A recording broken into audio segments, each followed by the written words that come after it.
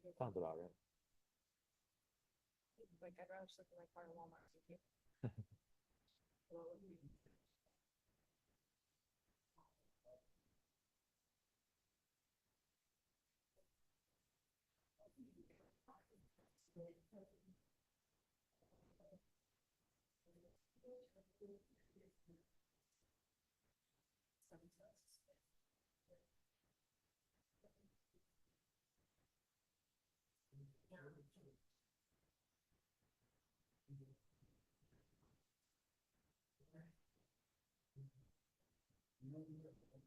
Ready to go.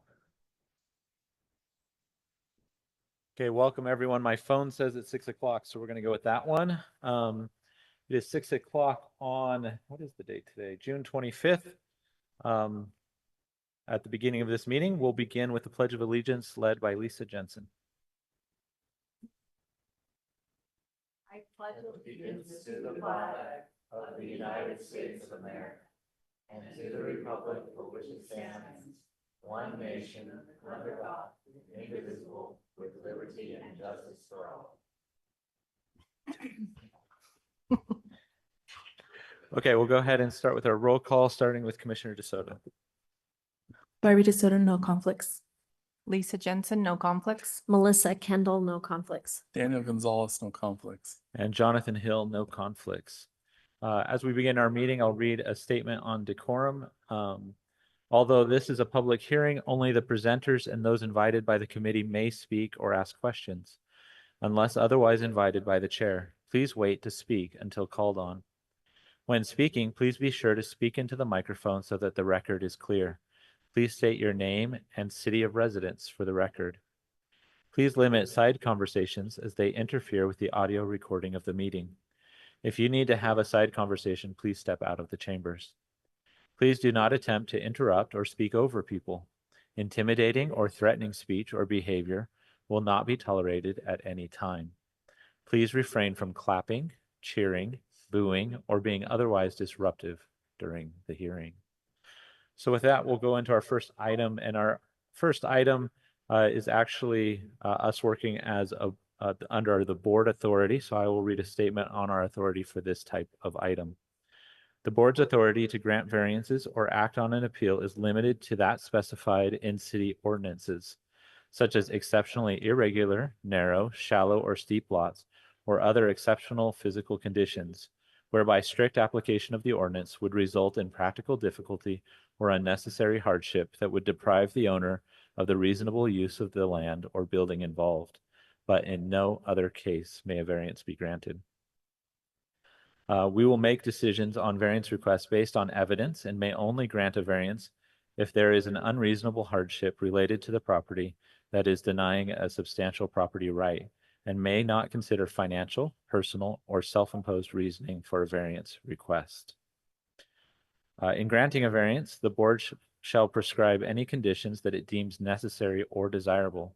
Granting the variance will be in harmony with the general purpose and intent of the ordinance and will not be injurious to the neighborhood or otherwise detrimental to public welfare. Neither personal nor financial hardship can be considered as justification. So with that, reading in item 1, Louise McKeown requests a variance from Provo City Code 15.05.160 Hillside Development Standards to build a new home within slopes greater than 30% grade in the R1 10 one family residential zone located at 2857 North Iroquois Drive, Rock Canyon neighborhood. And Jessica Denecki will present this item to us. Thank you, Commissioner Hill. Yes, so we have a request for a variance at 2857 North Iroquois Drive to allow for building in the 30% slope area. This property originally applied for a subdivision to create a second lot. You can see in the image on my right-hand side, your left. The property line for the new lot, the grayed out area is area that's all in the 30% slope. The subdivision application has been reviewed and approved. As part of that application, the original upload included documentation showing how they could fit a home on the lot without encroaching on that 30% area. That blue line shows where the 30% area starts on the image, because it's a little bit blurry. So that image is the original upload showing how the home fits without encroaching. And then the second image is showing the additional upload with the variance that they're asking for, to be pushed back an additional 15 feet from the already instituted 10-foot setback, but will have the home encroaching on the 30% slope. As you just read in, to grant a variance, the property has to have an unreasonable hardship. There has to be special circumstances and an essential property right. They have to be able to, or they're being denied an essential property right. Based on the fact that they've already proven how they can fit a single family home on the lot without encroaching on the 30% slope, we don't believe that this meets all the criteria for a variance, and as such are recommending that a variance is not approved. Are there any questions? Thank you. Any questions for staff? Daniel? I'll go. Yeah, but and maybe I read the report briefly, but same property owner for both lot one and lot two. Yes. Lisa? It says that there's a 10-foot setback, and I'm just wondering, is that because it's a corner lot and so that's technically the side setback? Correct. I was Yes. wondering how that could possibly still meet the criteria. Okay. Yep. Any other questions for staff? Okay, thank you very much. Thank you. I'm assuming the applicant is here tonight, is that correct? Great, come on forward. You will have 15 minutes for your presentation. When the time is up, you'll hear a ding. Following your presentation, if we have any questions, we'll ask them at that time.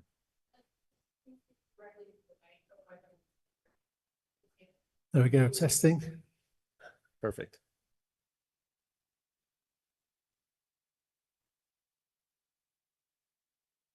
Okay, great. Well, hopefully I won't need 15 minutes, just a few minutes. My name is Spencer, my wife, Louise. We're requesting what feels like a small variance, but obviously we understand you have a code, 15 feet in addition, to build what we think would be more safely on the property.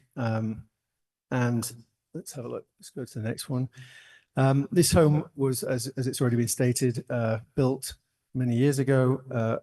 That was originally built on 3 lots. When we bought it, the land was very overgrown, and we received a city violation very shortly afterwards. It had been overgrown for many years, I think, and we received 4 complaints, and so we cleaned it up as best as we could. And we're trying to really build responsibly with enough space to avoid, not just enhance the area, but also avoid fire risks. So why the, oops, is that the wrong one? Let's have a look. Yeah, so there's a blind, I think I've gone to the wrong one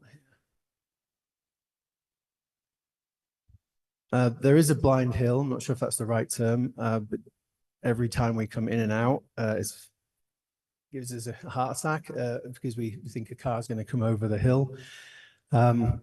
And so that blind hill is about 100 to 120 feet away from the driveway. With 2 homes sharing the space, it's going to be challenging, very challenging to turn around safely or to reverse onto that road. The 15-foot variance increases the distance between the home from 10 feet to 25 feet, just enough room to turn more safely and exit more safely. Again, it doesn't sound like much, but it makes I think it will make all the difference. There's some pictures just showing this, but we did it. I have actually since sent through some data. There's been 11 reported accidents on this stretch of road in the past 2 years. And with close proximity, 4 accidents from this driveway. And so this, to me, is just about making sure that we don't have any more accidents. So that's, I think, a key point that I only received that data yesterday. There's some other pictures here. Yeah, I've covered some of those things. Our fence was hit in between the two properties. The neighbor's mailbox been hit 3 times. Speeding, low visibility, and tight space makes just a little too, it would just be less dangerous, less risky if it was just moved that variance slightly down. Some of the neighbors want to see the property improved, obviously, not just the property that's there now, but the eyesore of the hill and the risk of fire. Some are concerned about safety from a fire perspective, and that's why we're investing in doing this right. We have spent considerable funds to do a geo test or analysis to make sure that would be something that would be supported. So we don't want to cut any corners. We want to add value and safety for the long haul. So this is a foothill. It is a fire zone. 2 homes only 10 feet apart feels like an unnecessary risk. Increasing the separation to 25 feet, I think, adds a buffer and improves safety. It also fits, I think, with the layout of the street, but really I think the turning point and the fire risk is more important. Some pictures of just where it'll be, but anyway, that relates to I think the more of making sure it's further down that hill. Can you use a laser pointer to show where that is, just generally? I know where it is. Or is it the top button? Oh, okay. Is that it? Yeah, I'm just saying it's, that. So it's just further away from that right where that car is there, just a little bit further down. And that way it's just has that extra safety between those 2 houses. Thank you.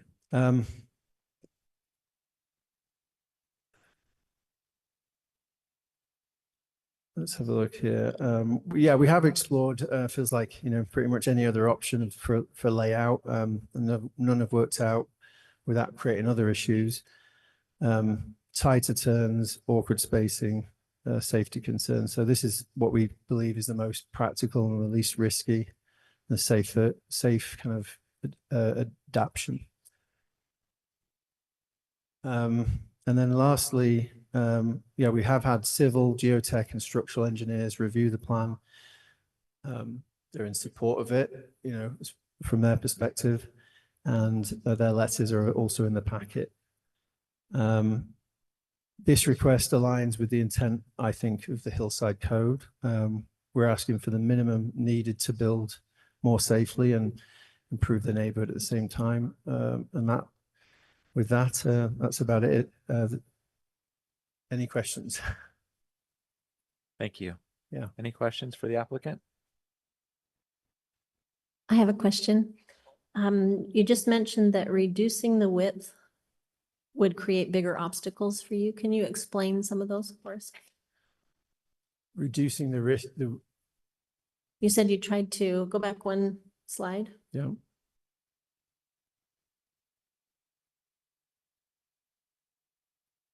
Not sure which. We slide attempted around. to change the plans, reduce the width. Each thing we tried created bigger obstacles. Can you explain that to us? Probably not very well, no. My wife's the brains behind this. I think it was just trying to do different things with, putting a home of, the design that was already there that would enhance the neighborhood. We just hit other issues, having this shared drive. So it was just more about that. I'm not sure if it was around, I don't think the changes increased the risk as such. I think it was more, unless Louise wants to say something. Yeah, can we have the wife come up? If The that would help. wife can come up, yeah. That's how we Is talk it- about them in Yorkshire. Louise? How big is the home? What's the square footage of the intended home? So to answer that question, when we explored it, the maximum width of the rooms on the main level was 22 feet. And then when he tried to pull it in more, it kept changing the pitch of the roof, and then it changed the side, and that just kept creating different issues. So we just went back and forth with different things, and then it made like, what do you call it? Doorway, like, I don't know. We just kept hitting constant obstacles. Got it. What is the square footage that you're trying to get on there? The main level is 1,400. I think that's in the plans, but The basement, just the top, the basement. so that's the main level. So you're saying under the current plan, what was shown when the subdivision was approved, the distance between the two structures is only 10 feet? It's not 10 feet from the side of the property, it's 10 feet from the house itself? It's 10 foot. Jesse could probably explain it in better technical terms, but it's 10 foot. Yeah, Jessica, come. Jessica, I think you actually had a picture that kind of showed it, right? Or in your PowerPoint? Yes, so both homes would be 10 feet away from the property line. It would be a total of. Of 20 feet. Yeah, of 20 feet. Which is not a variance, that's within code. Yes, the 10-foot setback is mandatory. Although it shows a corner of the building going into that 10-foot setback, is that correct? Yes, that's without the garage being changed. So that's before the changes. So as this happens, the garage would get reconfigured, so there would be 20 feet in between. Is that right? No, that would always stay at 10 foot, I think. Is that right?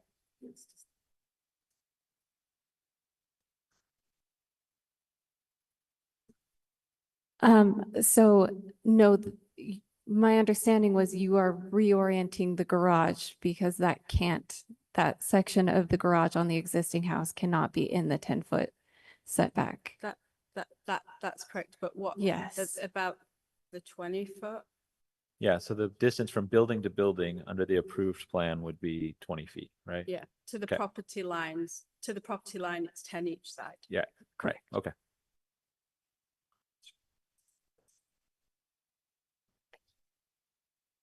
Okay, any other questions for the applicant? Okay, thank you very much. Oh, I do have one more. Oh, What's sorry. the square footage of the lot 2 home on the main level? Do you know that? It's 2,502. You mean the existing home? That is the existing home. You're going to leave that. You're not tearing that one down. Okay, No, we're not, we're keeping both. okay. I think one of the biggest issues too with this is that not where this is being built, but further around is very steep slope. And then right behind it, previous owners have put a wooden structure, like a pavilion, but wood. And I think that's the main fire hazard. And it just, with everything so close, it just makes it like feel really nervous. And I did speak to the Provo City Assistant Marshal, and they weren't able to get any information to us in time, but he said, like, clearly it's just as much space as you can between any structure is always the best option. And so I just wanted to share that. Okay. Any other questions that have come up? On this slide, we're looking at lot 2, and it looks like the cars would be backing out onto what road would those cars be backing out to? Iroquois. Okay. And do you see a problem on them backing out into a corner? It's No, not, that- it's not a corner. I mean, it looks. That is the whole problem. So That's the whole purpose of this variance, because that's a blind hill 100 feet north and 100, and then I don't know, like coming up there, that's a hill too. So that's the whole, what you just mentioned is the whole point of the anti-variance, Yeah. because that's what's created the problems with the neighbor's mailbox being knocked down, the it's a blind hill. So even now when we're pulling in and pulling out, you kind of hold your breath a tiny bit, and to ever have to back out would be a big problem because it's just way more risky. And if I could, I have to speak loud. Gotta be in the mic though. I'll try and be extra loud, but if I could, it looks like these cars, that's the driveway, right? Is it gonna extend out to here, No, or does it extend? it has to, we would prefer it if it could come down onto this road, because then it would align with the rest of the street. But that would be, Provo City won't allow that. They said it has to be that way. Right, I think that's what I'm understanding is, it seems dangerous to have a driveway extending where it's a corner lot. Yeah. And when I spoke to Aaron Ardmore at the planning office, he completely understood the point. But the reason why he said he couldn't support the variance is because there is an option now, and he has to represent the current property. And even though he understands that building this will create an issue for this property, he said that because there is an option, then I think the words from the say that, I can't remember what it says, but yeah, he understands the problem and agrees with the issues, but because we don't have to touch the 30% slope to create this, then he says he has to deny it.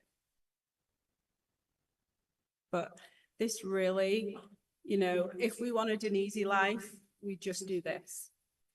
But this will cost us more money, more time, and, investing, like putting more supports into the slope just to allow that 15-foot. But really, You mean what we're proposing is going to cost more? yeah, what the proposal, but when you live there and you've experienced kind of that road and going in and out, you realize that it's not actually about money, really.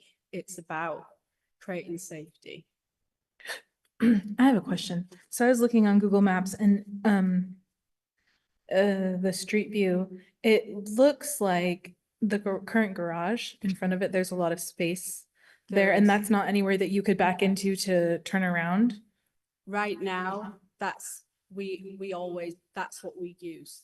Like, that is it. So that creates the safety, but exactly opposite where that piece is that you back around is where the other garage will be. So it would, if there was a car parked in there, you would be able to get out by backing out, but you wouldn't be able to, it would create a problem with turning. And so, yes, you can get in and out, but With one property. yeah, very easily with one. You don't ever have to back out now, but with the other addition, it would. And that's the point about that, just a little bit more space. Okay, I have a follow-up question. Have you considered, sorry, I'm like wondering about this. Have you considered like actually moving the current garage completely in line with the current house? Have you looked at that? Like putting it next to, maybe that's crazy. I don't know. I don't know how your house works, but. Well, what the option is to, you can change the door on the garage, and that makes it safer. But still and that would be fine for us, but that still then creates an issue for the new property, because if anyone was parked in the spots that you pointed out, there wouldn't be enough turning space. But then by pulling it back an extra 10, 15 foot, then that always creates that. I don't know if you've seen a letter from one of the neighbors, but we don't really know a lot of the neighbors because we've only been there a while. So none of it is personal things, but she feels very, very strongly about that road and the issues that she's faced and had. And Yeah, what she wrote, she sent that from just not really in support of us, just because she feels so very strongly about that road. Were you guys the same owners that requested the subdivision Yeah.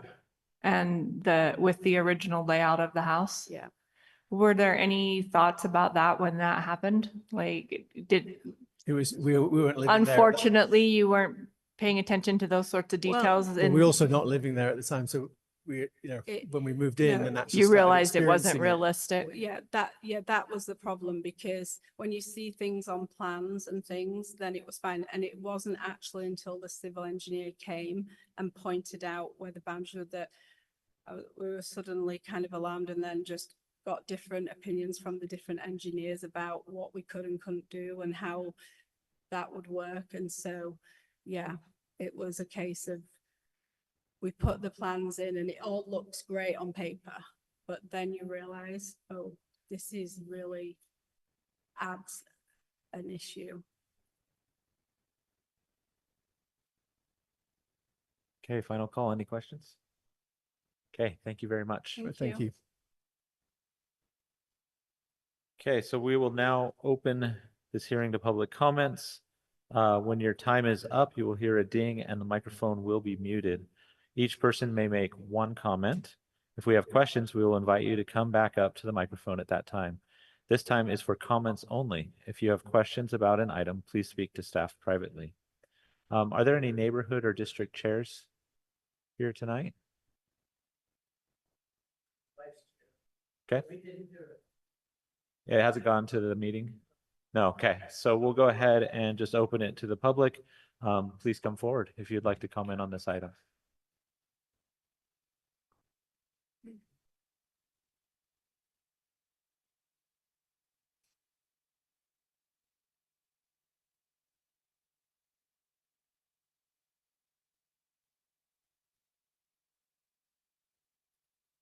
I'm Ronald Woolley, 2890 Rolling Knolls Drive in Provo.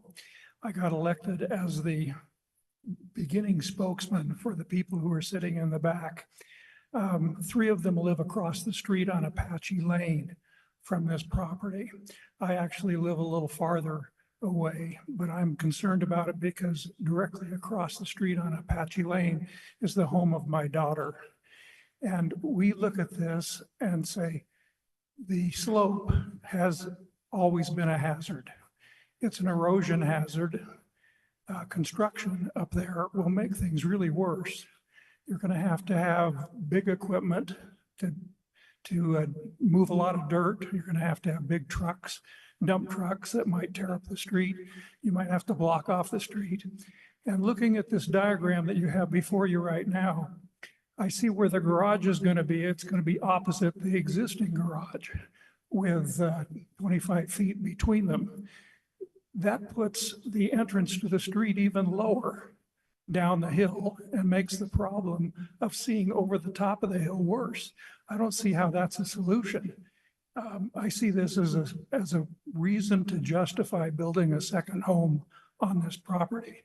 The better solution would be to make the driveway higher up the hill, toward the top of the hill on the other side, actually beyond the top of this the diagram that you have here. And doing all this construction right there is not the solution. What needs to be done with this property that the neighbors support, they do not support this. What the neighbors support is terracing to reduce the erosion hazard. That 30% slope line doesn't go all the way to the bottom. If you go to that property and look at it, as you go down Apache Lane, it's closer to 45 degrees. I mean, I didn't measure it, but it's. Thank you. That's your time. Yes. Thank you.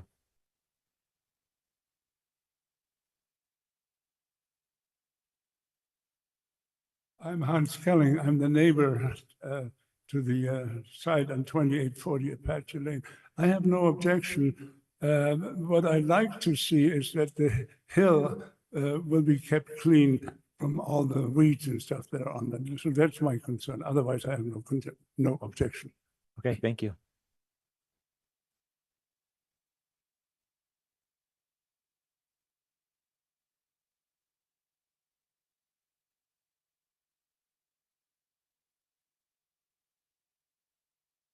My name is Colleen Thorstensen, 2797 Apache Lane. I'm the second house from the corner. One day I was looking out and Tim, the owner, was going to try to mow the hill. And as he came over with a ride mower, it tilted and he jumped off. That's how steep this hill is. This is not a good thing. Now, when you're in the original driveway that they have right now, you can pull out of that drive or pull to the edge of the street and you can look left and look right and you can see a distance on both directions. It isn't as bad as they're making it to be. But at the same time, this is almost infeasible. This has been denied a couple of other times in the 60 years that I've been there. Now, I don't know whether you still have those kind of records or not, but there is a fire hydrant on the corner and that will have to be repositioned probably. The original property was built, it was one of the very first homes in Indian Hills. And it was built in about the early 60s. And in order to do that, they had to scrape off the top of that hill. And that fill went over the side where they're trying to disturb it again, which is very unstable. And the soil there also is a very unstable soil. It's very sandy and we're just waiting for the first rain to hit this hill that they have cleaned off. And we're happy they cleaned it off because it was a fire problem. Thank you.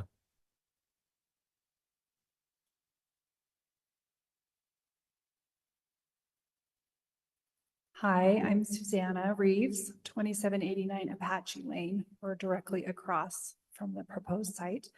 And we bought the house about 3 years ago and it needed a lot of renovation and work. And we wanted to add a porch to the front. And the city denied it because of the setback rules with that road there not being able to see.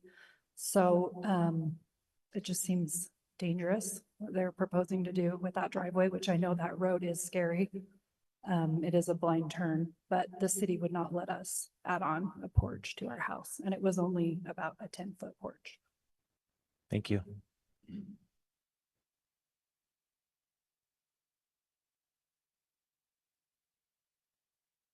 Any other comments from the public?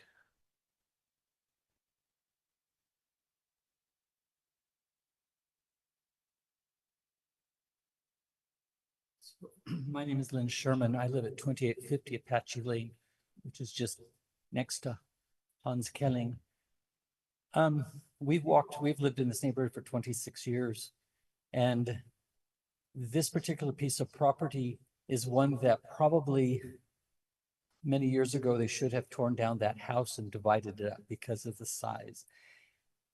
This is a little deceiving, and I think that it was mentioned when you get to a certain point, the drop off is quite severe. And unless there are plans to build a retaining wall of some sort, you're going to have the possibility of a sliding house, pretty much.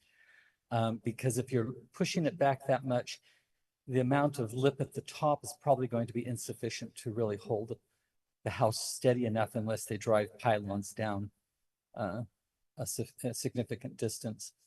The other thing that I wanted to mention was with regard to the exit out of the driveway. The exit out of that particular home is safer than the exit out of Iroquois. Iroquois is at the base of that hill. At that point where the house and the driveway sit, you have a pretty clear view of the comings and goings along that street. So I fear a little bit that there was a little bit of an exaggeration, at least from my experience, having known the people who have lived in that house over the years and having pulled in and out of that driveway. I just don't think it's a good use or an appropriate use of the property. I mean, it's sad because it is a beautiful piece of property, but this type of utilization probably is not going to meet the needs of the community that we have established there. Thank you.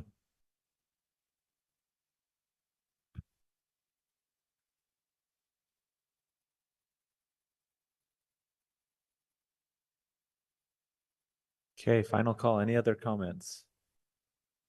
Okay, not seeing any, we'll go ahead and close the public portion of this meeting and bring it back to the commission for discussion.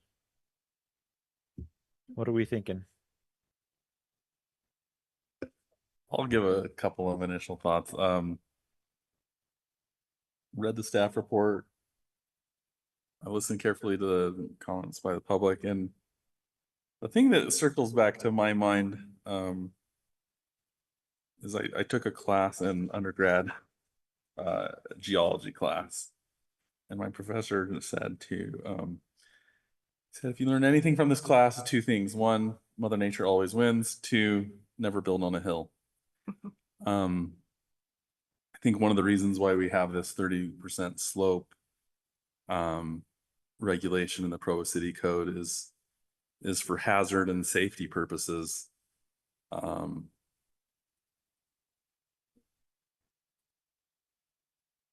And I think there's value in that, in protecting the homeowner and future homeowners.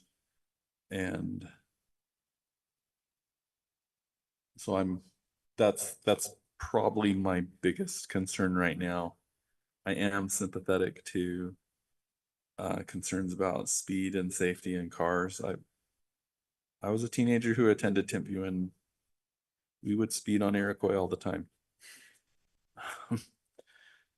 So I have no doubt the safety is an issue there. But I'm not quite seeing how the proposal that we have in front of us improves safety. That's all for my initial thoughts. Commissioner DeSoto? Yeah, I just was looking on Google Maps and did a couple measurements, and I just feel like considering the expense that this would incur, it seems like there are other solutions that could be used to like move the garage to another side, like to the other side, for example, of the house or something like that, the current garage, to make room for this, even if they have to change the lot line.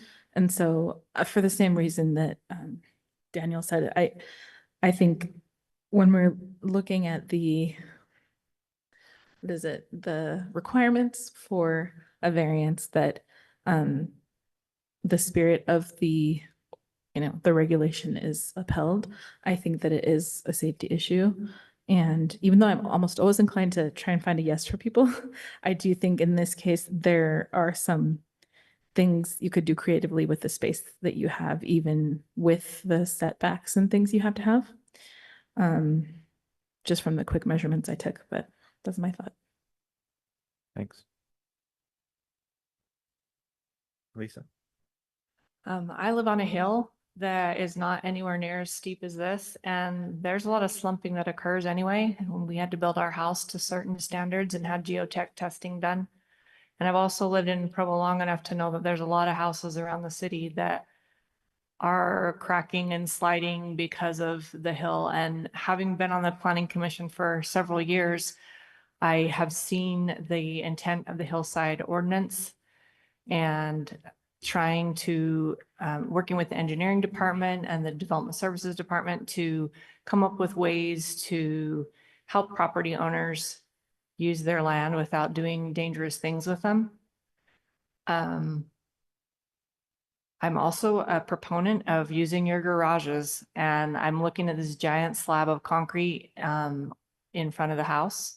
And if the garage doors were really going to be moved to that front instead of the side, there's plenty of room to back out and turn around and come out forward, and both homes could use that. So in my mind, that's not a hardship, because there is a way to turn your car around and pull out in a more safe direction. I know the engineering report said that it was possible with the amount of money that that McKeown said they were going to have to spend to put in the reinforcements. But I just really,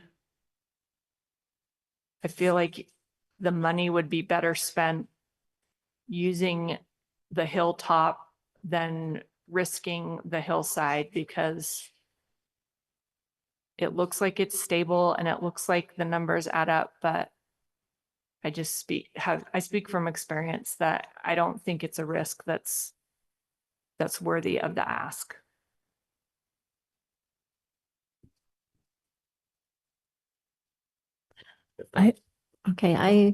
Well, I'm quite sympathetic. It's unfortunate to have thought you were going to get something and then realize, oh, that's not going to work.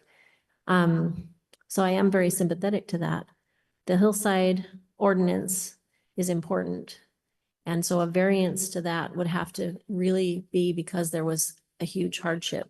Not only do you prove that it can be done, but it has to be, we can only grant a variance if there is unnecessary hardship to build on the land. And unfortunately, it looks like there are other options.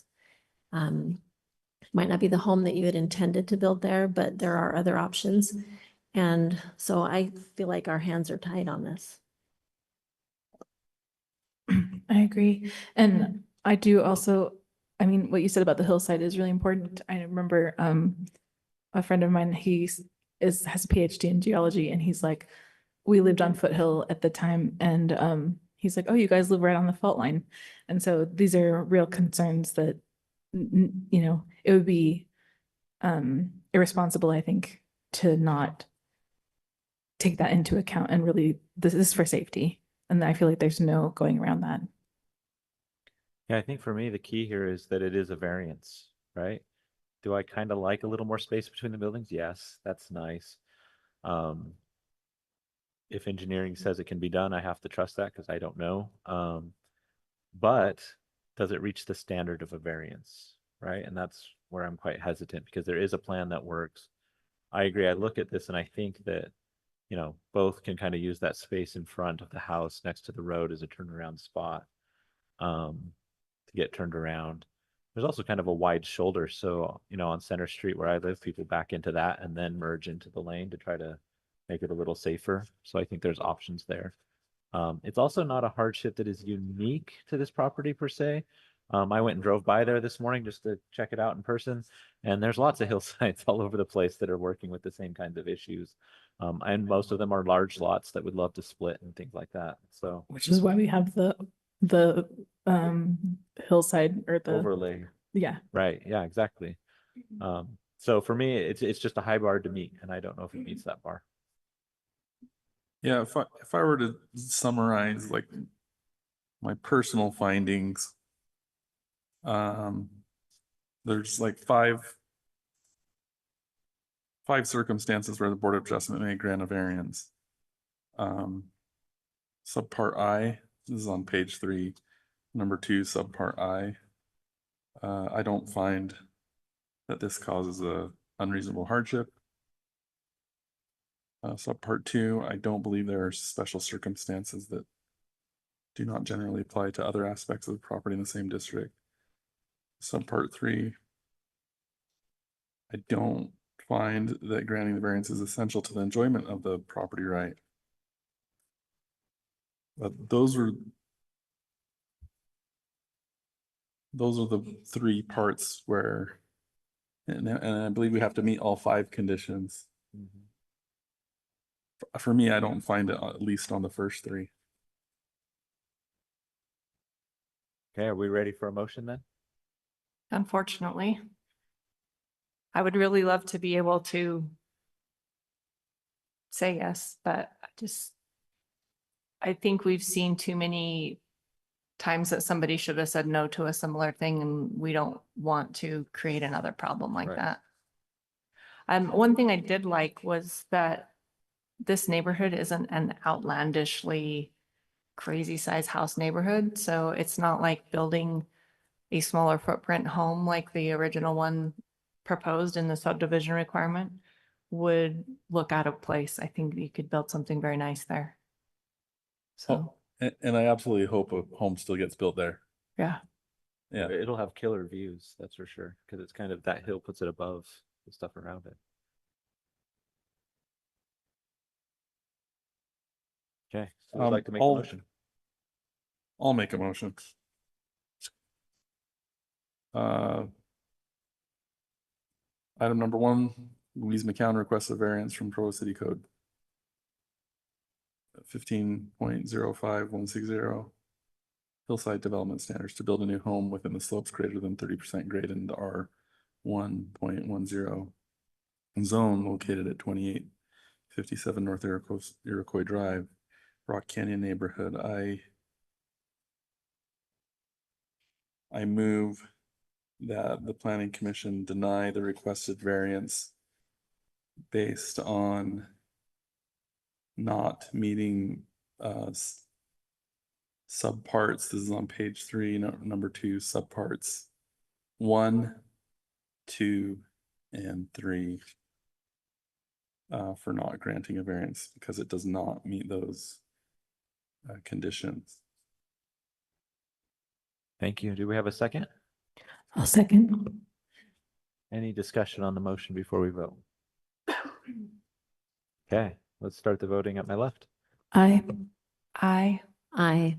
Aye. And I'll vote aye. So the motion passes. The motion to deny passes unanimously. Okay, so let's go to item 2. Pull it up here. Matt Christensen requests project plan approval for a 32-unit townhome development in the MDR medium density residential zone located at 1122 South, 900 East.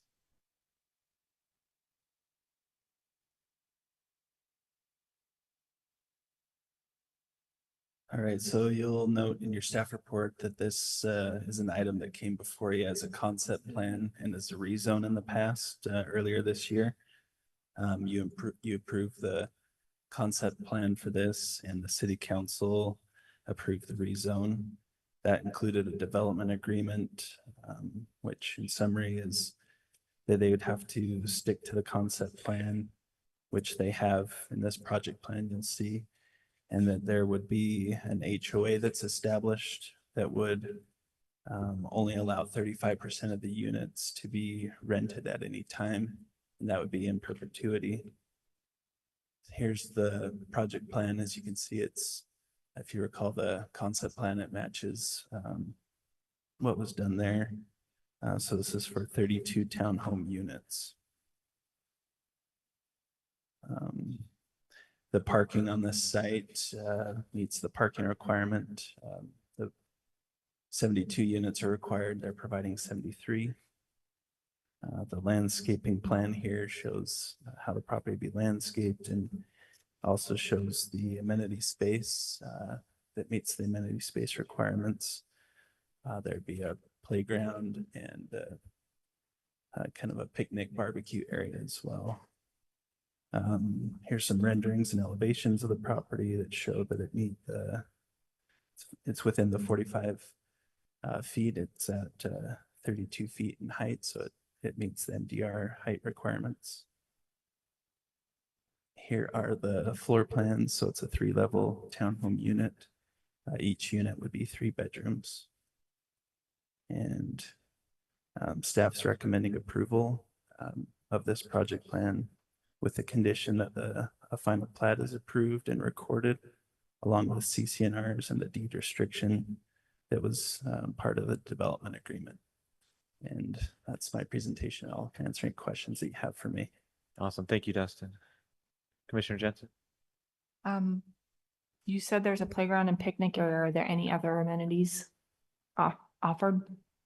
No. On the plan? Okay. The owner occupied, I want to say we asked this question when it first came for the zone change, but how's that enforced? So the HOA would have to approve any properties to be rented out. So they don't allow any short-term rentals, so less than 12 months. So that would all be managed by the HOA? Correct. That'd Okay. be part of their CCNRs, and there'd be a deed restriction on each property that's sold that has that as well. Okay. It says it's for family occupancy, not batching singles. So family occupancy is equivalent to 3 unrelated singles, right? So it's not exclusively family housing. It's just limiting the number of unrelated individuals that can live there, right? Correct, a family or 3 singles, yeah. Okay. Thank you. Any other questions? Okay, thank you. Is the applicant here tonight? Okay, come on forward. You'll have 15 minutes for your presentation. Following your presentation, we'll ask any questions if we have any. All right. Yeah, so like Dustin said, we've worked with staff. Oh yeah, I'm Matt Christensen. I'm with Focus Engineering and surveying, representing CW. They are the developer. So we've gone back and forth with staff on updating any comments they had after the conceptual plan was approved. There are 2 separate picnic areas that are shown. One is by lot 120. There's 2 picnic tables there, and then the barbecue space right in the middle there, and then the park. So there's 3 amenity areas for homeowners to live in or to use.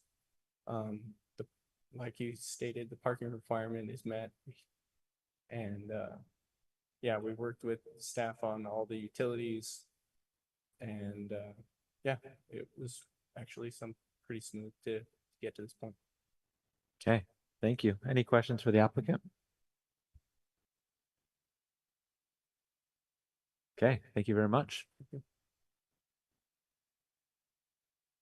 We'll now open this portion to the public comment section. Are there any neighborhood or chairs here tonight? Come on forward. So you'll have 3 minutes for your comment, at which point you'll hear a ding and the mic will be muted. Hello, my name is Brett. I live in the conjunctions of right behind it over here. I am living in 882. I just wanted to speak up and say I have a very big issue going on with this. And the biggest issue I have is we are having a huge issue with the parking. I can't tell you how many times I've tried pulling out of my parking lot over here with the HOA and nearly getting in an accident. There's a lot of overpopulation in this area, and adding more to it is only going to make it more of a problem. I think, if I may, I'm not objecting to building more homes for people who definitely need them. However, there is an issue with the current residents in this area, including the trailer park and the townhomes over here on this side. It is getting overpopulated, and I think that needs to be rectified. I am not sure if you guys had plans for anything else. However, I do agree that this needs to be answered beforehand, because I've seen plenty of accidents happening along that road. They just put in a light over by the cemetery due to accidents as well. But I think that needs to be answered and addressed first. Okay, thank you. No problem. Can we ask him a question? Yeah. Yes. You said overpopulated. Do you mean there's just too many people generally in this area, or you mean like too many people per house? No, I think too many people parking out there. Like, it's lined up from all the way from the beginning of this corner right here, all the way up to the where the cemetery is. It's just stacked. Like, I've seen a lot of people, a lot of kids running across. You can't see them until it's nearly too late. Okay, thank you. No problem. Okay, we'll now open it to the general public. Each of you will have 2 minutes to give your comments. If there's anyone that wants to comment on this one, come forward now. Okay, not seeing any, we'll close the portion for public comment and bring it back to the commission for discussion. I want to address that comment first. I feel like this project is doing their best to meet the parking requirements. And I don't think that we should stall the project because there's a parking problem in the neighborhood, but maybe ask staff to look into the parking problem in the neighborhood. I've driven those streets and there's nowhere to park on the street. It's very, very overcrowded. I don't know if it's because of over occupancy or just because people choose the street because it's convenient, or because their garages are full of things that should be in their attic or their basement or whatever the case may be. But might want to look at some creative solutions there, but I don't know that it should be the responsibility of this project to fix that problem. Does anyone? I will have parking enforcement, check out this area regularly. Okay, thank you. Well, and I guess in addition to the parking, if traffic calming measures, like if what the neighborhood would be inclined to be open to speed bumps, if there's something to slow down speeds, if there's kids on that 900 East Street. I don't think the speeds are particularly high.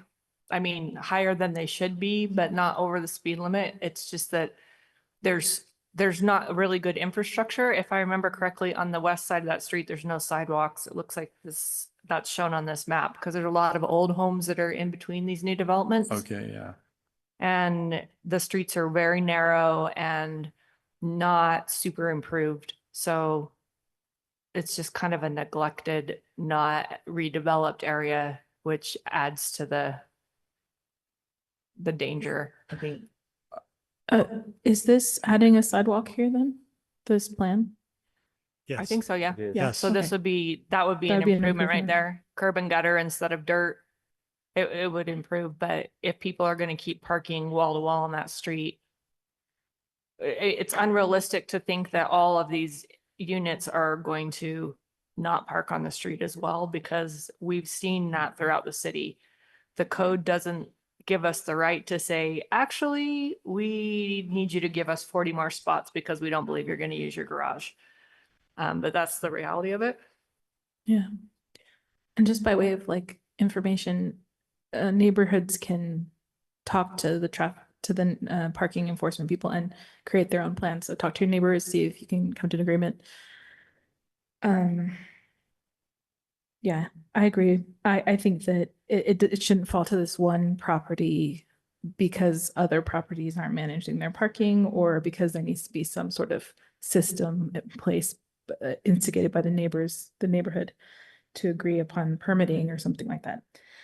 Yeah, and as you all know, I in principle don't have a problem with people parking on the street because it's like, but if there is a problem, that's definitely something that needs to be addressed, but not by this one property. You have a comment? Well, I think the task for us is to decide if the project plan is now something we approve. We have already approved the concept plan. So I think anything outside of that is not what we're doing tonight. So this looks good. It meets all the requirements, and I think we're obligated to approve it. Right, I agree. I see no reason not to. One thing I do like, at first when I was looking at the plan, I was like, oh, wouldn't that be nice if those were pickleball courts or something exciting and trendy in the middle there? But the more I think about it, the more I thought, oh, actually, I don't want to entice a different demographic than we're shooting for here. So maybe it's better that it's kind of blend. No, Everyone's obsessed with pickleball here. No, I like the picnic tables and play area. I think that's a nice amenity in that. I agree. That is a playground, right? In the blue? Okay. Yeah. And those are the things you lose when you don't have a backyard, right? Is the place to have a barbecue, a place for your kids to play on equipment. They're providing that. So I think that's excellent. Is the parcel A, where that big area there, I think you said there were barbecue areas there? He said yes, just for the record. Is that also a big lawn, or is it like a retention basin with water supposed to go in, or is it a flat lawn? So we have underground retention under the parking stalls by parcel B. So parcel A, where the playground is and where the picnic tables are and barbecue area is all flat open space. There's no water that. Okay, so that would simulate a yard and be very usable space. Yep. Okay, cool, thanks. Okay, are we ready for a motion? I'll make a motion. Actually, I have a question first for staff. Has the point system that we approved been used on this project? Did that pass? Is that is this like our first in action project plan with a point system? I believe this project came in before. and Prior to. meets that. I think the concept plan, all that came in prior to that, but I think it's still good. It would still meet it? Yep. Okay, just for our information, did that pass? That's the new standard? Okay. All right. I will make a motion that we approve the proposed project plan for a 32 unit townhome development in the MDR zone located at 1122 South, 900 East, with the condition that a final plat application is approved and recorded along with CCNRs and deed restrictions as indicated in the development agreement. And I think just one correction. I think you said 13, but 32. 32 units. Thank you. Do we have a second for the motion? I'll second. And any discussion? Okay, we'll start the voting on my left. Aye. Aye. Aye. And I'll vote aye, so the motion passes unanimously. Okay, let's go to item 3. Reid Wintersteen requests project plan approval for 2 new warehouse buildings and site improvements in the AI zone, Airport Industrial Zone, located at 3410 West Center Street. And Aaron Arnmore will present that. Hey, thank you, Planning Commission. So you may remember when this came across for your decision on the concept plan and rezones recently. So this is the first phase of the actual project development. You could see there that it doesn't incorporate the entire site, but about 2/3 of it, if not more. So that's what it looks like in context to the neighborhood. So when the zone change was approved, you'll see in your staff report that there's a development agreement with that from the city council and approved by the mayor that tied certain things to this. A lot of that had to do with the setback from the river and the amenities and the public access there. As we dive more into the site plan, you could see the first 2 buildings. Building 1 there along Lakeview Parkway and the large building 2 in the center. And you've got the totals there. The landscape plan really did help us kind of feel better about all the negative feedback we had during the rezone. When you look at the number of trees that would be installed with this project, I think that more than makes up for what may have been lost with the demolition that would occur here. In the end, the project meets requirements of the airport industrial zone, height, design standards, setbacks, everything that's in the zone except for the parking. So that's the decision from the planning commission tonight, is whether or not to approve this project with this parking reduction request. You've got in your packets the complete justification, the parking justification for the reduction. In front of us on the slide is just a few pages from that. But hopefully you've had the time to review that. And outside of that, that's all I have ready to present unless you have any questions. Thank you. Any questions for staff? This is probably for the applicant, but maybe I'm giving him a heads up. The questions I'd be most interested in is like what type of businesses they have there in terms of what their employee counts would be. Something along those lines would be most helpful in determining a parking reduction. But if you don't have that, we'll defer to the applicant.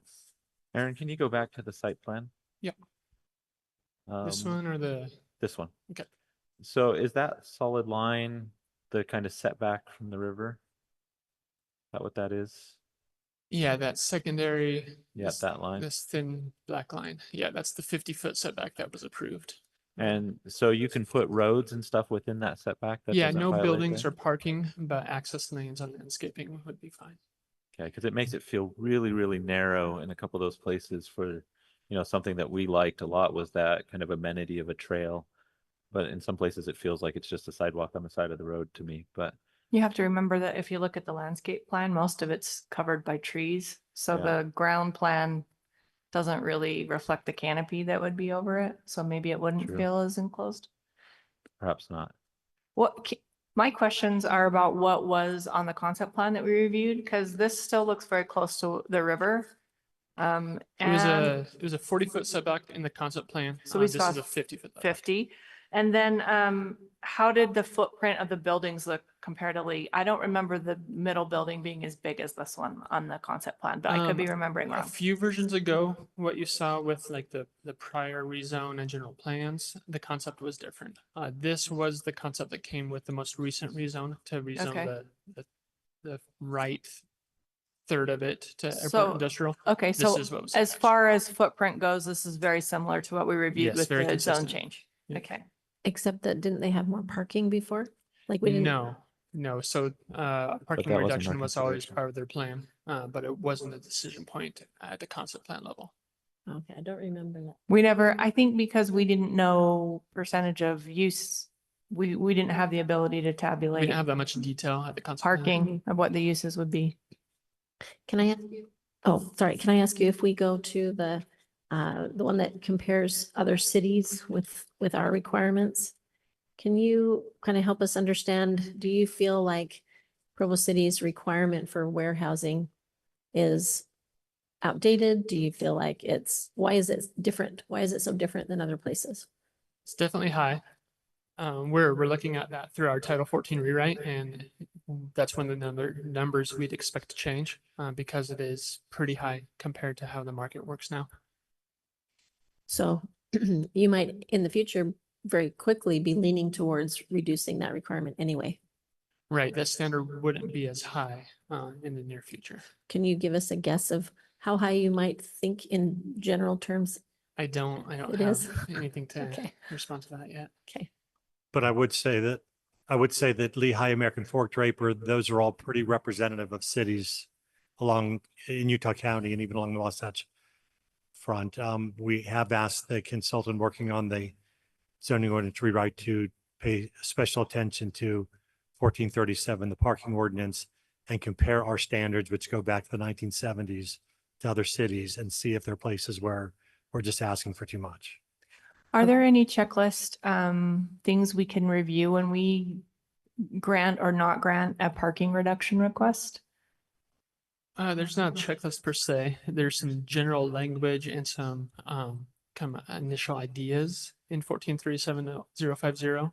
But there's not a checklist like there was for like the item 1. Does it still exist? I know that we had some requests recently in the last couple of years for parking reductions when they have a parking demand management plan. Is that the right term? Right. But that was in certain zones, not this zone. But would those be wise to consider those things as well, or is that completely irrelevant? I think they've tried to do that a little bit as much as they can with this type of use by the additional bicycle accommodation that they've noted here. Right. A lot of the strategies are really related to a residential parking reduction. And Okay. not so much a warehouse commercial. Oh, okay. Because that's one thing I was thinking when I read that bicycle part is that this particular location is very well connected with bicycle trails throughout the entire city. So that actually is one time when saying, hey, we have this connection and it's not a residence where they're going to have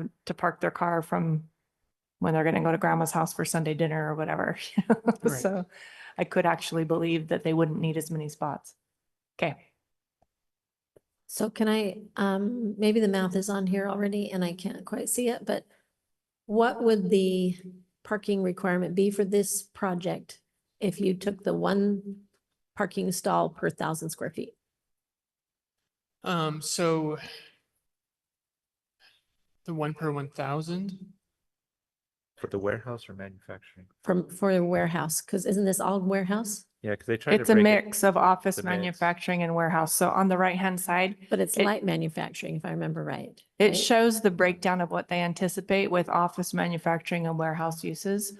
And then it gives what the city there's the total. requirement is I and see what the their total. proposed requirement is. I see the total. So there's the square footage. Okay, so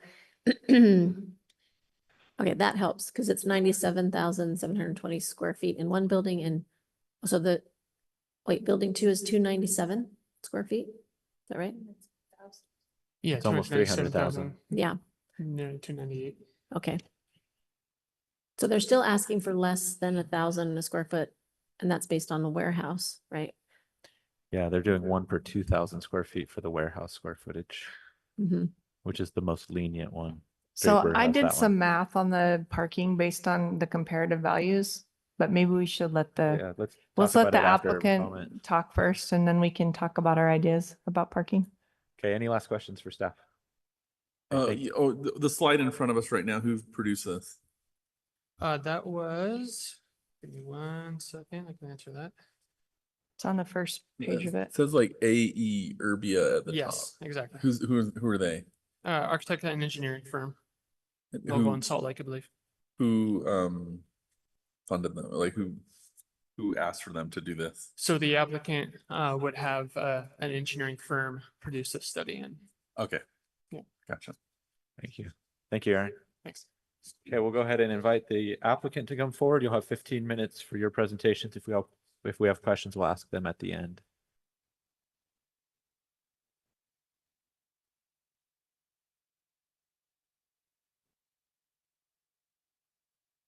I'm Eric Jorgensen, from Lehigh, I'm the developer. 8 Urbia, I have Andrew Bullschweiler with me from 8 Urbia. 8 Urbia actually produces most likely in the 70 to 75% of industrial buildings across the state of Utah. So this is very, this is their wheelhouse. The document was produced by 8 Urbia based off of previous industrial projects that have come through Provo City. Now, of course, it is also referring to other cities and what their requirements are, but other buildings in Provo have you all or previous commissions have approved of parking reductions. There is one thing that does need to be corrected a little here. And if you look where it says proposed parking requirements, and then you go down, it says building 1, building 2. So on building number 1, it says 101 stalls. That is the proposed parking requirement. It's not what we are delivering.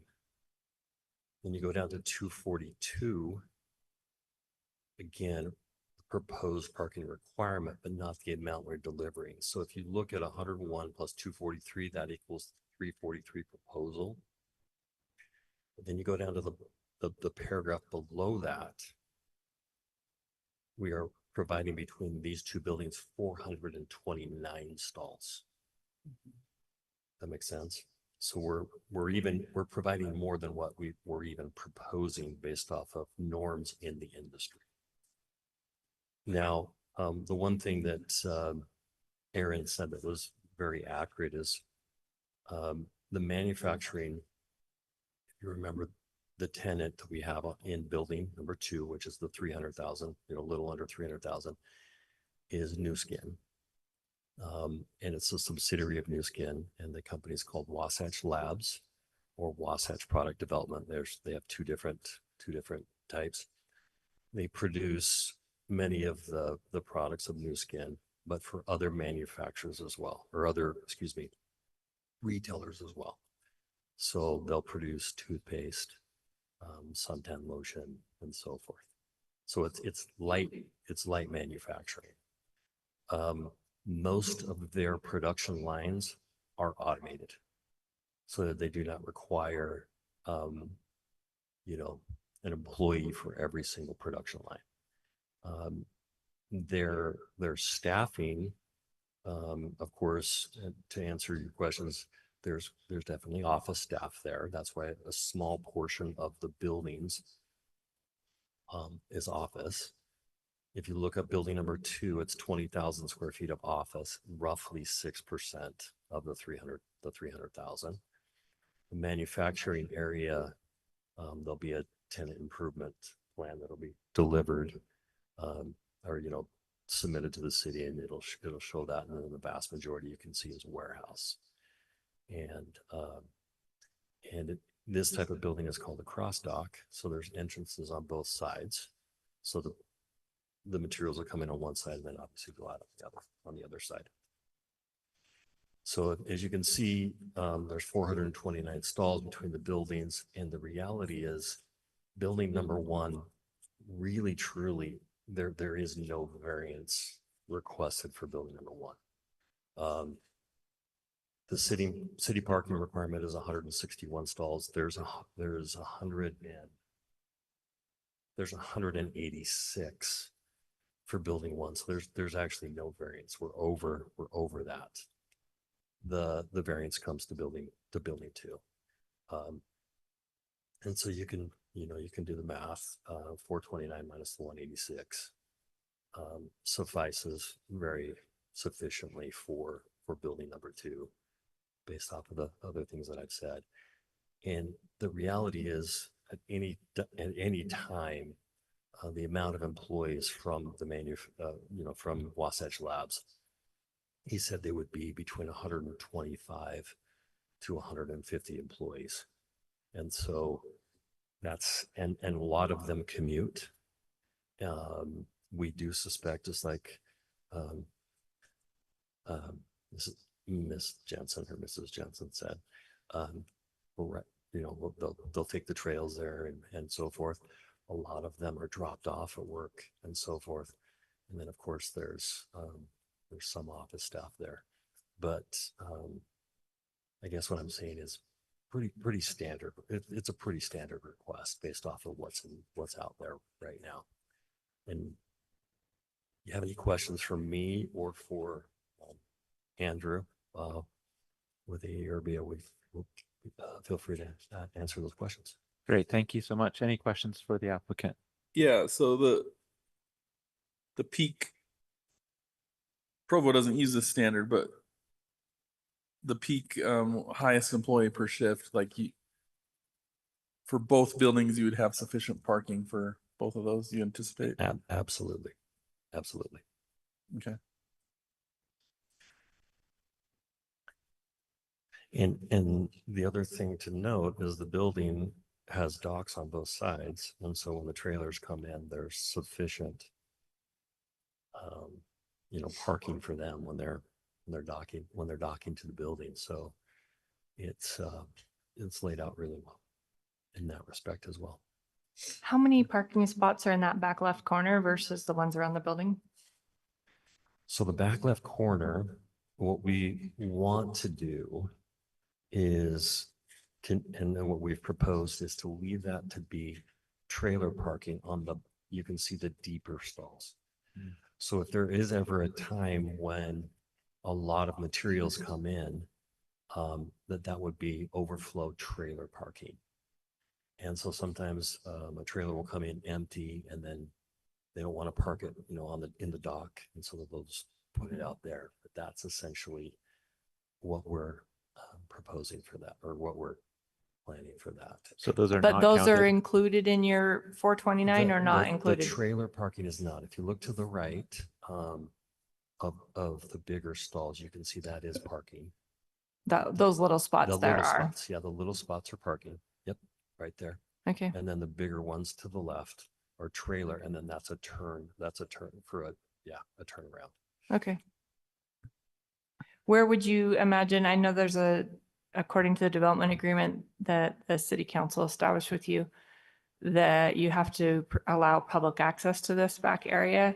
Is that parking along the back where you consider that will happen? So there's actually going to be, let's just call it, 2 trail accesses, right? Obviously the upper right-hand corner and then the bottom left. So that's the first. And then when building 3 is built, it'll go clear down, right down there. So those are the 2 public trail accesses. But there's also easements in 3 places. Right down the middle of the truck courts are easements. The truck courts are in between the 2 buildings, so that Provo City, if they need to access into the river, they can go across that as well. So there's easements that go right through the truck courts as well. And then the whole trail has 50-foot easement, I believe. the whole entire trail. Will users be allowed to park in that back area, or will they be expected to park out on the street and just use the trail? What's the agreement? I didn't think we didn't have that. Like, would you have signage saying like permitted parking only, or? I'm just wondering if, Unpermitted parking will be towed away. right. What's your expectation of how that's gonna play out if they really can use the trail? Well, that's a great question, to be honest with you. I haven't quite thought about it. What would, I think I'm gonna ask Andrew on that one. It seems like, I mean, it seems like there's plenty of parking on your property. And I tend to believe that some warehouses have way more parking than they need. Going around the Salt Lake Valley and Utah Valley, but the question we're getting at is like, are you going to enforce unauthorized park? Like, you're going to require a tag and you're going to have signage for towing and stuff, because that's where it feels a little bit disingenuous that you're going to allow public access. Well, that's the other thing too. It said there was like a workout area and picnic areas. And so in my mind, if that existed and it was open to the public, as a user, I might make the assumption that those back parking lots are up for grabs while I'm using the property. Could you go to the landscape?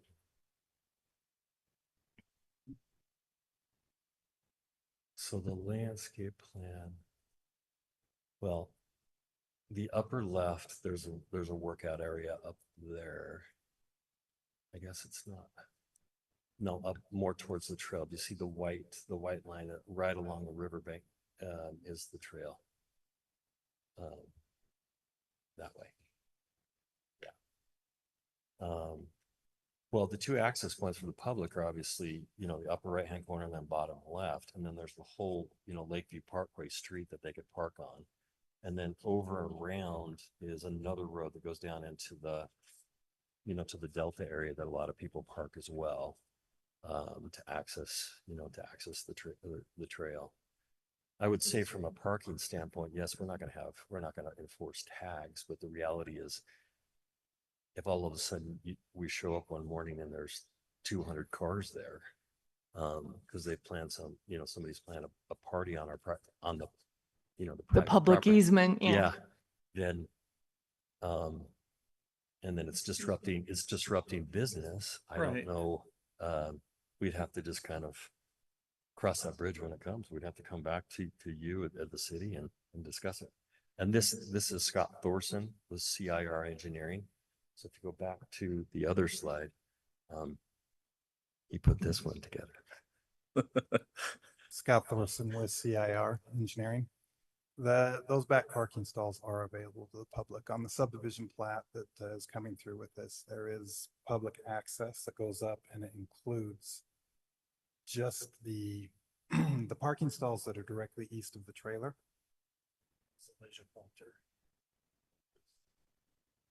That area right there is included in a public access easement that's going to be recorded on the plat as part of this project. But those stalls are included in your numbers. They are. Okay. Yes, they are. Thanks. Just while we have them, too late now. While we have them up, can you just laser what'd you say, the workout area? Or the trail, Riverside amenities? You're right there. All right.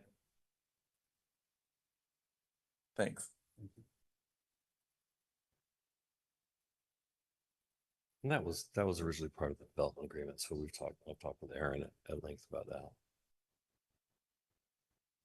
And Okay. Any other questions for the applicant? Okay, thank you very much. We'll now open the meeting for public comment. Do we have any district or neighborhood chairs present tonight? Okay, we'll open it to the general public then. When your time is up, you'll have 2 minutes to speak. You'll hear a ding and your microphone will be muted. Please limit your comments to one comment per person. Invite the public to come forward now if you would like to talk about this item. Okay, not seeing any, we'll close the public portion of the meeting and bring it back to the commission for discussion.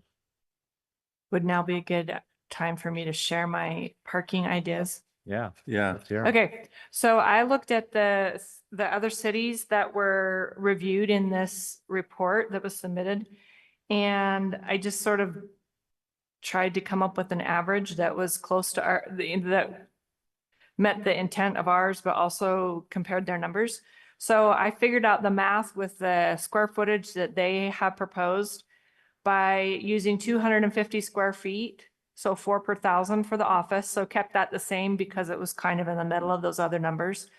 And then for manufacturing, I really liked the idea of what Lehigh has, 1 per employee plus 1 per company vehicle, because that's a nice specific, but that doesn't help very well with use changes. So that might be a bad idea.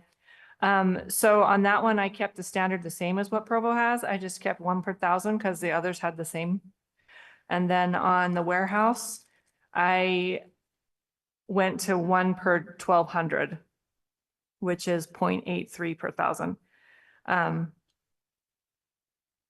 Obviously you go one per 1,500. You could go 1 per 275 on the others, but just with that math, they would be required 455 spaces. So really close to what they're providing. So I feel like if we feel like what they're asking for is reasonable and we all agree that the parking standards are probably way too high, that maybe we could just look at these other comparable city requirements and come up with what we feel is a good middle representative number and figure out the math. And I think it would be very easy to show that they are, like, if my 455, just with not actually being very lenient on making changes, only changing to 1,200 per thousand instead of 1,000, 1 per thousand, excuse me, 1 per 1,200 instead of 1 per thousand.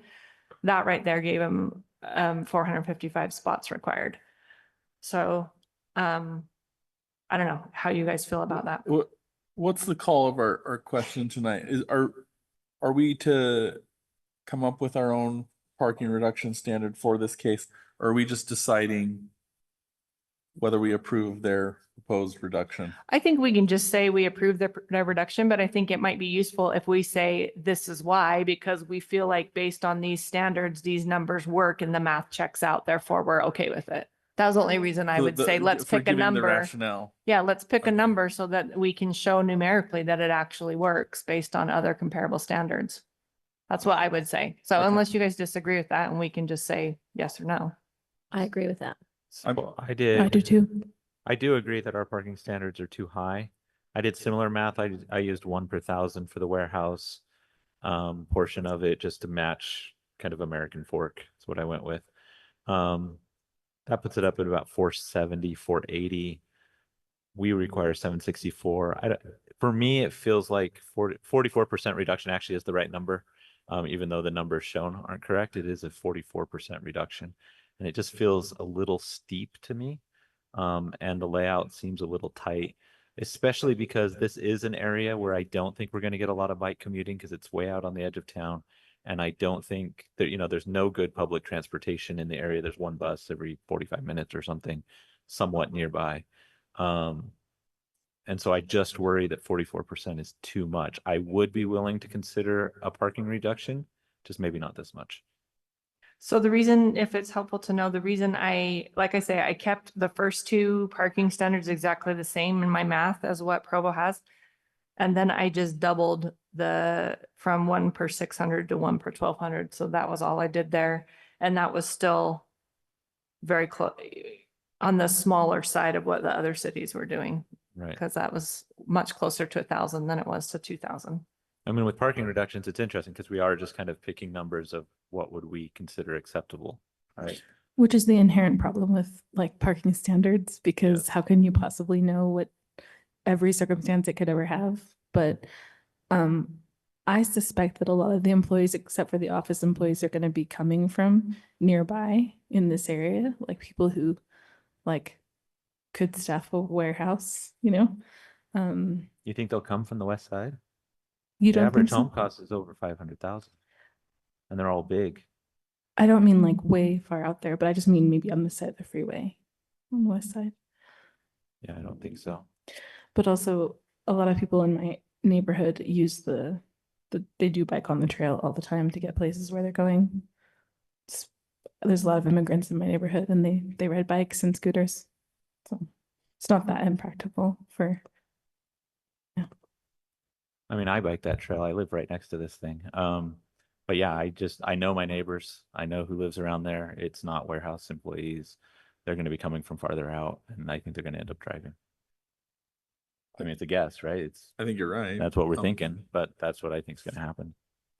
I guess In that's the fact, truth, I could but it argue is. that the airplane, I'm blanking on their name, Duncan Aviation, when their shift changes, because there are a ton of cars that go out there. That's how they're getting there. They're driving, and that's the same demographic.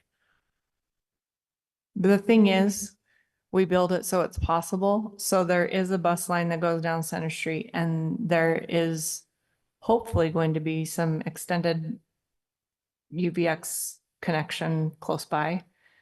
And there is a bike trail. So whether they use it or not is irrelevant. At least it exists in proximity and they could use it. Yeah, but we are constantly thinking about traffic patterns, et cetera. The UVX is going to go to the airport. That's actually over a mile south. It's a ways away. We very rarely walk that far south, for example. You don't think I it'll just have think any it's too much. stops on Center? Say what? You don't think they'll have any stops on Center Street? No, I don't think they'll go that UVX, far. no. They'll There'll take be the Lakeview one Parkway. local bus that's already there and stops a few blocks away from this, maybe, I don't know, a third of a mile away, maybe half a mile away from the buildings. And I don't see that changing. I guess if you look at the fact that 125 to 150 employees is what they expect, and they're providing 243. Sure, for this use, but So might change. staff, what happens if a reduction is approved based on an intended tenant and then the tenant changes? What happens with that when you make these exceptions?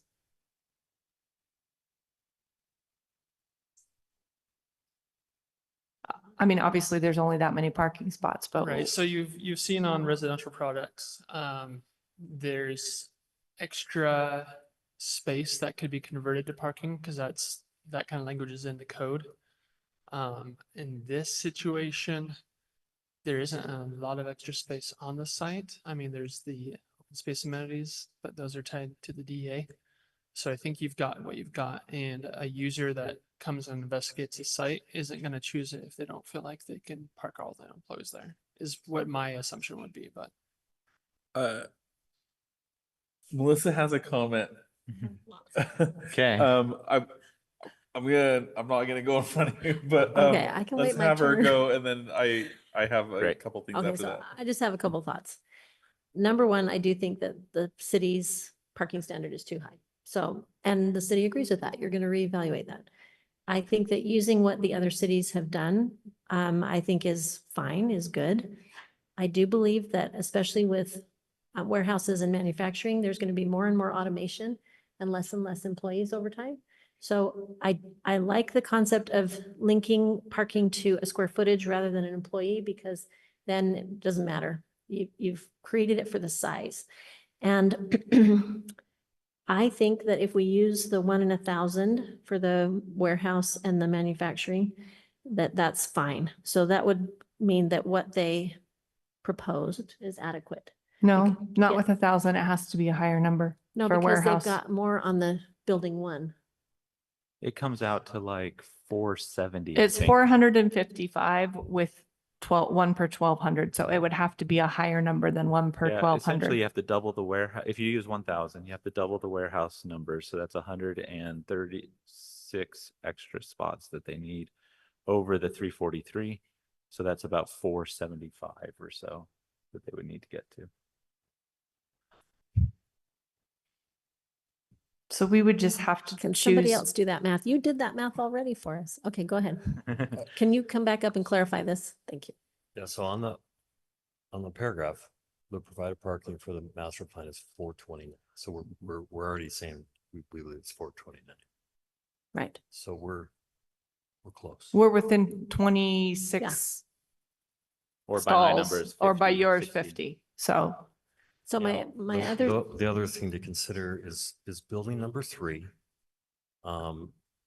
The tenant has a right of first refusal on building number 3. And that would they would also occupy that building, and that building would be almost exclusively warehouse. I didn't present it because we're not going to buy that property for, a period of time, a year, year and a half, maybe 2 years. Well, it's got to be below 2 years. And so there's going to be, a bunch of parking there as well. So, obviously there would be an increased employee count, but nothing that would substantiate it. So the reality is, I guess what I'm saying is we're pretty close is what not you, Jonathan, but Lisa's close. I think it's close enough, and they're not even counting the spots where they could put trailers, which I really like that because sometimes a trailer needs to be put somewhere, and a trailer can take up 2 or 3 parking spots. So the fact that they've got a place for that makes me feel very comfortable that this is going to be enough. And then the city can work out exactly if they want one per 1,000 or whatever they want. But I think for this project that this reduction is adequate. I'm comfortable with the reduction, but I think what I'm most curious, we don't have our Provo City parking guru here, but I'd be curious to see what a survey of some of our other industrial warehouse uses are, like what type of occupancy have, what their employee counts are with peak time, and if they're underparked, overparked. I kind of like Spanish Forks. Employee per highest shift, and Lehigh, employee, if you did maybe an employee per highest shift plus company vehicles. the only thing Jonathan and I were saying about that is that it locks you into this particular tenant. It does, but it's also like when it's based on square footage, if you have a warehouse full of racks and forklifts and boxes, and there's just a dozen people working it, that's going to have so much parking. It's ridiculous. I don't know. I don't have the answer to this, so that's why I'm curious. I think it'd be interesting to do a survey. I don't know. I think it, and then like Melissa was saying, times are kind of changing with automation. We obviously need to relook at this. So that's all. I would say, what if we continue this and ask the staff or applicant to come back with comparable warehouse numbers? Look at a few comparable uses, whether it's in our city or not, and actually get numbers and square footage comparisons. And then maybe have staff propose, unless that needs to be the planning commission that's tweaking things, pick a number, kind of like what I did, and say, this is the number we feel comfortable using based on these comparative numbers. And then we can do the math from there to determine if they meet that for this project. And then for stage 3, we've already got numbers that they can meet. So we don't have to ask for variances and make up our own a second time. I think establishing numbers gives us really good findings to say, this is why we found this, because these cities have used this standard and it's working for them. And these companies already in Provo of similar uses have this many spots and they're only using this many, or they only need this many. I'm thinking of the candle factory over east of Sam's Club that would be maybe a similar manufacturing type company with a similar number of employees. Bill? The biggest manufacturing buildings we have are probably out in Mountain Vista, right? Right. David or Aaron, have you noticed any deficit of parking? Has it appeared to you that those are overparked? Yes. Yes, it has appeared to me that they're overparked. But what I guess I'm saying is, let's go out and say Vanderhall has thousands of parking spots and 15 employees or whatever. And then that gives us a number of how much overparked they are. So we have some sort of justification for why we feel super comfortable. I'll say for myself, I'm not inclined to continue. I'm You're saying- inclined to vote like a yes. I Okay. Me move too. with the parking reduction. But at the same time, I'd have a recommendation that we, our parking guru studies and surveys, some of our major industrial warehouses, look at employee counts per shifts, company vehicles, square footage, just a survey so we have a really good data set on that so that we can come up with a future change in the ordinance. I would just say that having watched what has happened in Mountain Vista, I feel badly that we required as much as we did. Just a second, When Melissa. I do the math, I get 393. I'm not sure. Maybe I'm not looking at this right. If we leave the office space the same, manufacturing and warehouse both go to 1 per 1,000. That gives me on building 1, it gives me 296 required stalls. I'm sorry, building 2 and building 1, 97, and that's a total of 393. I think you missed something on building 1 because building 1 would be 186 plus 32 at that number. Yeah, because, okay, so 14,000 square feet, that's 48 spots. You Oh, didn't that's change where that I one. missed. Okay, I missed the. Yeah, you missed- I missed that. I gave that one in 1,000 as well. That's what happened. Okay, Oh, all okay. right, that's fine. I just feel comfortable with this and I don't feel like we should put them through more. And I think the parking requirements are going to go down, not up. We're trying to do something for the maximum use, not for the minimum. I so. mean, I may get outvoted here, but the public last time was very concerned about the size of the building. I remember us saying in that meeting that we were not comfortable with the parking reduction that was in that plan, and suddenly we are. And for me, the place looks tight. The amenity space has shrunken, in my opinion, from what previous plans have shown us. And a 44% reduction over current requirements is a lot. And at that point, why have a requirement if we're going to junk it and do whatever heck we want? So what would you propose? I would propose, if they want to come back with something like 500, a 25% reduction, something like that, or 30%, I'm more comfortable with that. But basically cutting it in half just makes it really tight to me. And it's a judgment call, right? We all know this because it's a parking reduction. The only non-judgment call is to say parking requirement is what it is. Everything else is a judgment call and we have to make that. So I may get outvoted, but that's my feeling on this. I think that's good. I think you're absolutely right. A 44% reduction is huge. It's huge. It's humongous. Now, if we had hard data that backed it up that we're that far off, that would So be you would different. be more inclined to say, let's continue and get the hard Yeah, data. because if we got hard data that said we are that far off, then I would be more comfortable. So that's what I'm leaning towards. Not because I think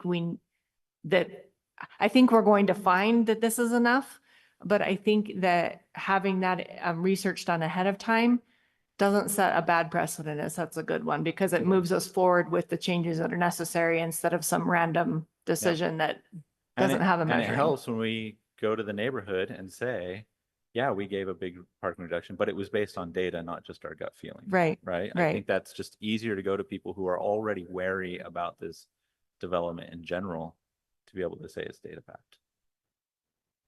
Mr. Chairman, would you be inclined to let the applicant they wanted to come up? We're not required, I think, to let them come up, but would you be I like inclined to let them information. hear? Yeah, let's do it. I'd like to hear from what they had to say.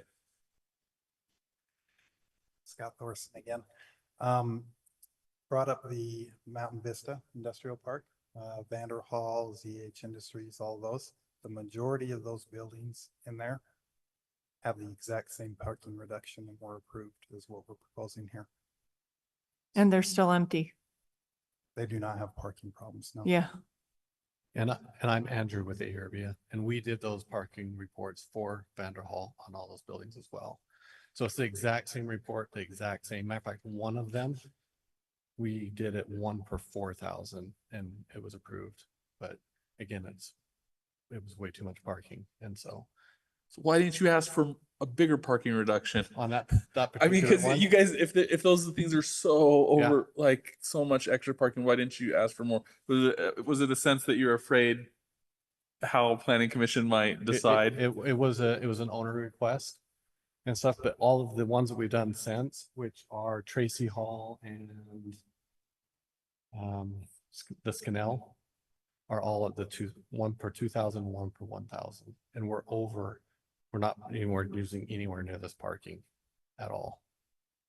And the best study is to go out there and you can look at them and you can see them. We're not using all that parking. Vanderhall actually looks like it's out of business. It's so empty. There's always been way too much parking there. Can I ask you, how many stalls are in the trailer area? It's like 40 So- something, isn't it? 45? Trailer stalls? Uh-huh. Yes. And we've put together an exhibit, which I'm happy to share if you guys want to see it.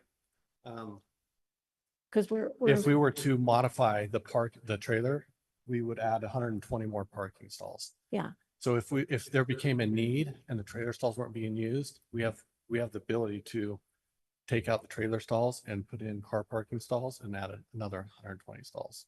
There you go. If it was needed. I feel like we have enough to say to the neighborhood, there is plenty of parking here. Because that's 50, okay, the difference is 58 stalls. And they're, with the way they've designed it, there's like 45 stalls there in the trailer area. So we're squabbling over tiny.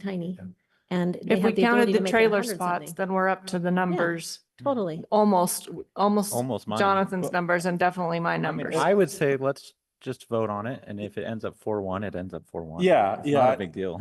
It's not any big deal to have Jonathan oppose. Well, the only because reason only because we Eileen can is bring it up in the because I report. want the data. That was the only reason I would continue it, is so that our findings include data and not, like you said, gut instincts or previous things we've seen.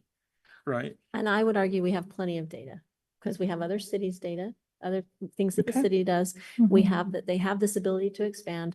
Time is money for people. I say we just do this. Yeah. Let's vote on it. And I wanted to point out too, just real quick, I think that, I know it seems arbitrary to be like, well, we're just going to say, okay, 44% reduction. But that's kind of assuming, I know it is our ordinance, the requirements, but they're also arbitrary. You know what I mean? So they were just like, oh, let's just, it was based on something that hasn't served us well either. So Well, and I think one thing we can all agree is it needs to be reassessed. yeah. Right. And that's all I'm saying is like being loyal to the other arbitrary gut thoughts about parking from the 70s or whatever. Like, I don't necessarily think that that's as, that one is better than the other. They may both be arbitrary. Yeah. So I agree. The only difference is that it is the code. It's the expectation that they see when they come, right? That's the only thing that gives it a little more. So one thing that's nice about this being two different phases, two different properties, is something we did on the project down by the Norda College. There was a housing project that was approved 4 years ago, further than that. And it was phase 1 of that project. And it was asking for a parking reduction. And we said, we don't think it deserves a parking reduction because people park their car in residential units. They may have access to UVX, they may be, close to whatever transportation they need, but they're going to bring their car and they're going to need to have a place for it. And we squabbled about it, and we finally made a slight parking reduction, but not as much as they wanted, if I remember correctly. And the caveat was that the second phase would have to absorb the extra parking needs if we determined it wasn't enough. And so I kind of feel like we have a similar safety valve here, because we do have that truck parking area that can be converted, and we have the ability to say the project as a whole is underparked, and therefore, so I don't know if that's a condition of approval that we can put on something like that. There should be something that says, because there is a phase 3, or Right. a lot 3 or whatever, there should be something. Adjustments to phase 3 would need to absorb the parking if it turns We'll out it's probably not be gone enough. off the commission, but future commissioners, we'd probably want that in our report and findings. Bill, is there a mechanism to do anything like that? Some way that we pass our rationale for our decision making on the future planning commissions.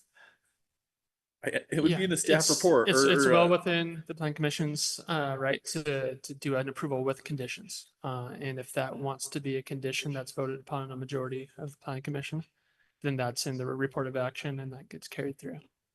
How does that affect, since this, I guess you do ultimately plan to buy it. So it's not the current owner that intends to develop phase 2. It's still you guys that plan to develop phase 2, correct?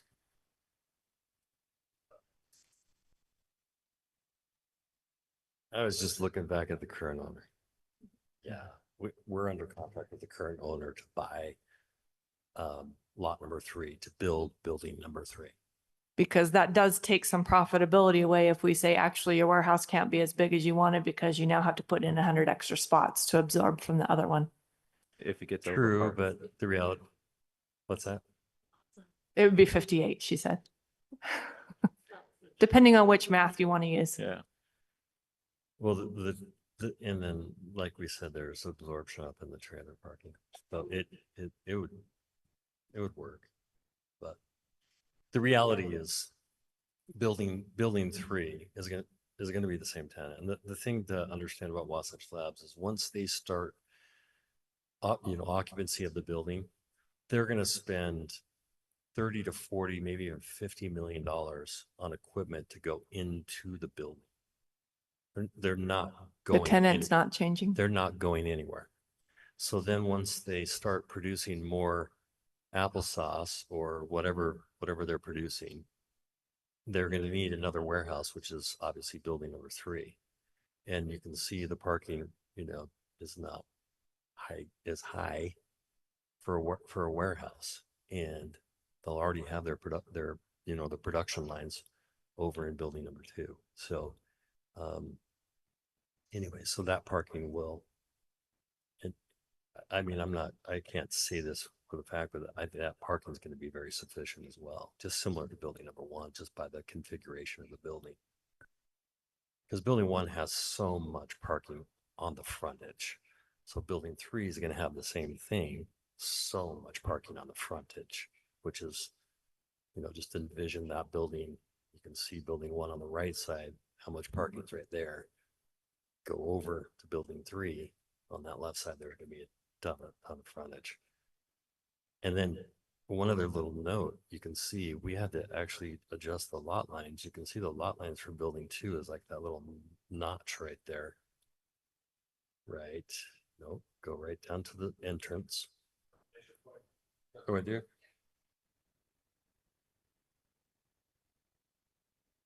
So here's the entrance. The lot line. I gotta use 2 hands. Right there, and there. That's in building 2. So that parking goes into 2.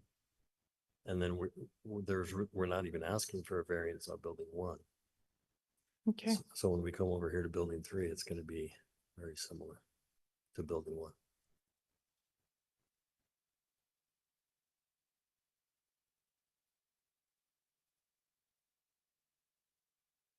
So I guess the next question is, do you guys feel like we want to set a number, or do we just want to say we agree? I would say we should just vote our conscience, and the city knows they need to reevaluate these numbers, and hopefully we have better numbers to go off of in the future. And just if you had any additional conditions that you wanted part of it to make that part of your motion. I'm asking you to make a motion. Mr. Ardmore and Mr. Pepperoni, is us just saying, yes, this is fine, significant findings, or would you prefer us say, yes, this is fine, because these are the numbers we're sort of bouncing around in our head? I think it'd be fine to say we approve it based on the findings of the staff report and the Okay. traffic parking justification study from Airbia. I think that's sufficient, but if you want to say more, Okay. you're free to. I just didn't, because I don't actually agree with ARBS numbers, because I feel like those are a much lower than 44% reduction. 44%. Oh, I guess that's 44% is the proposal. Okay, so that's the 44%. But what they're actually proposing is more like a 30% reduction. No, so their proposal is a 44% reduction. The numbers here, if you look, is actually more than a 50% reduction. Oh, okay. So the numbers were off, but I ran the correct But numbers, and it's 44 is with what they're providing. Okay. Yeah, with the 429. 429 versus 764 is a 44% reduction. It's And Commissioner Jensen, 56%. I believe you can also add the dialogue that you've had here with the Planning Commission, indicating that there'd be room for overflow in the truck parking and in the lot 3 in the future. I think that plays into it as well. Yeah. That there would be an expectation that if there's a deficit of parking, that would be offset on lot 3. I think I'd also want to when we have our discussion on the motion, or I don't know how I want to do this, but in our report of action, I would like a recommendation for our Provo parking czar to do a study of parking in We have industrial. those until the code gets zones. updated kind of thing. Yeah. I like that. I think for me, I can become comfortable with that caveat that if there's a deficit in parking, that's going to have to be made up with in the third phase kind of thing. It gives us the safety valve that we need.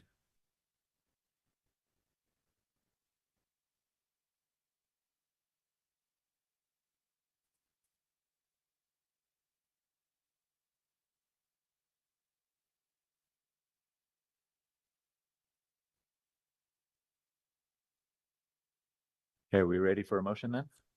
I think Lisa's putting one together. Is that right? Yes. Okay. Are we ready? Okay, I move that we approve this project plan for 2 new warehouse buildings and site improvements in the airport industrial zone located at 3410 West Center Street in the Fort Utah neighborhood. Based on these findings, that there's room for overflow parking and we have the ability to adjust parking standards with lot 3. And that the staff report's engineering report includes other comparable city standards that we feel might be more appropriate. And I would make this motion with the conditions that the applicant complete the CRC approval and that a final subdivision is approved and recorded. Did that get everything? Okay. Do we have a second? I'll second. Sorry, discussion. Any discussion? Discussion on the motion, just that our report of action include a recommendation for a industrial and warehouse parking study by our Provo parking czar. So that's unattached to our Yes. motion, but please make sure that happens. Yes. Okay. Excellent. Let's start the voting. Aye. Aye. Aye. Aye. And I'll vote aye. So the motion passes unanimously. That was the last thing. I needed that caveat that you put in there. So See, being on the planning commission for 4 years has its perks. I think it's 5 years. Only if you have a ridiculous memory like you have. I move that we adjourn. Second. Aye. Aye. Aye. We just voted to adjourn. Do you want to oversee that? yes. Any motion to adjourn? We already did it and seconded it and I'd it. Aye.